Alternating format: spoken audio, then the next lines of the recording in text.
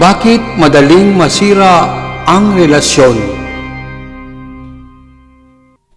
Totoo bang wala talagang forever?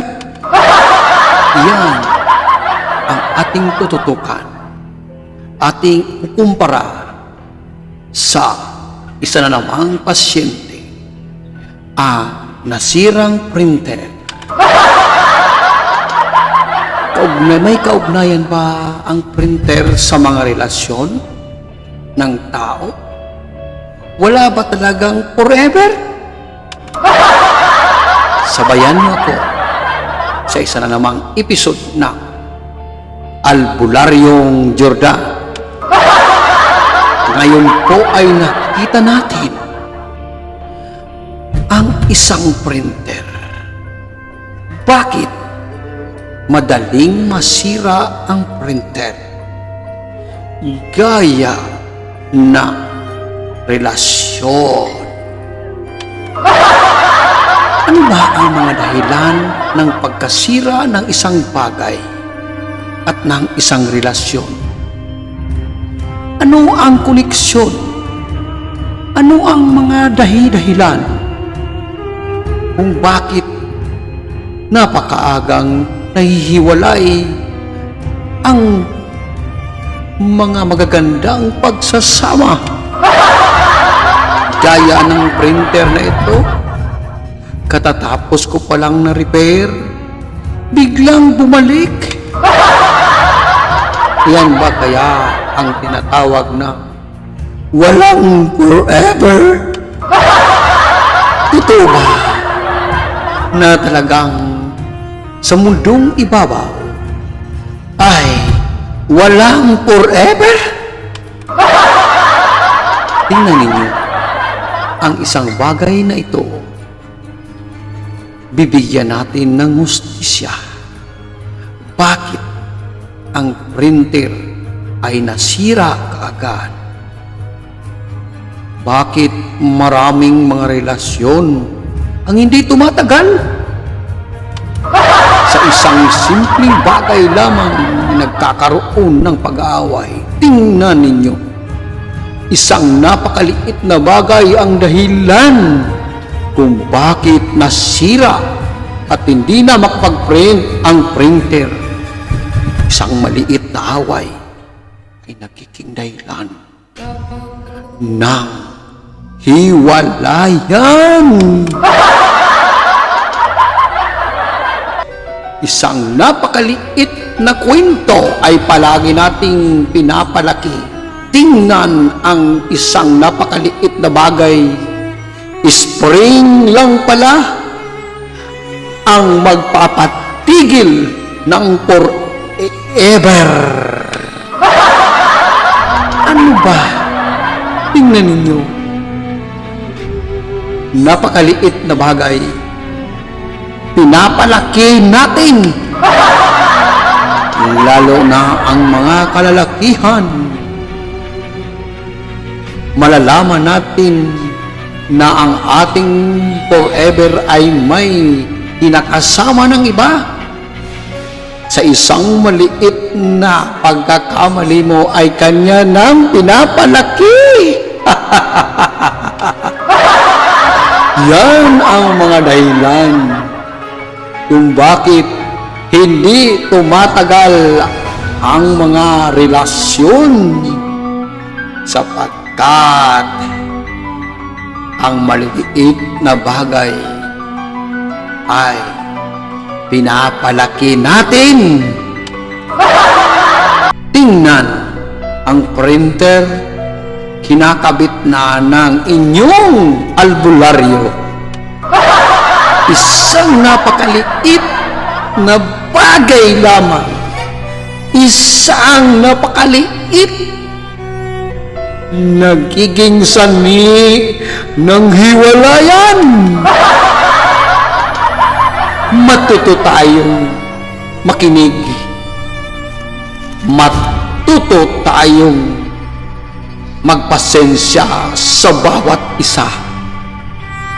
Sapagkat kung magkaganon man, kung ang bawat isa ay parang bumubukal na tubig, ay magkakaroon ng hindi pagkakaunawaan at mahantong sa maagang hiwalayan. Tandaan po lamang, ang maliit ay nagiging malaki. Ang maliit na bagay ay nagiging sanhi ng maagang hindi pagkakaintindihan. Ito kaya ay totoo? Oo, totoo. Ayan po, susubukan ng test ng albularyong ito kung ang isang maliit na bagay ba ay kaya niyang, iyon ba kaya talaga ang dahilan? Ang maliit na bagay lang? O ang may isa pang napakaliing bagay? Tandaan, nagsisimula ang away sa isang napakaliit na away. Kinabit na ang wire, nilagyan na ng papel. Huwag sayangin ang papel na mawala sa inyong dalawa. Ang papel na pinirmahan, inilagay na sa printer. Tandaan, mga papel na nagbibigkis ng inyong relasyon, huwag sayangin sa isang napakaliit na bagay. Matutong mag-unawa, makisama, huwag palakihin ang away, bagkus gawing isang sandigan para sa isang matatag na relasyon. Tandaan, lahat na problema ay may solusyon. Mga bagay-bagay na kung titingnan sa isang printer, isang napakaliit na spring ay magdudulot ng kapahamakan. Tinitingnan, binubulitlat ng albularyong Jordan. Kailangan ninyong alamin, matutunan ang isang napakaliit na bagay ay nagiging isang disgrasya.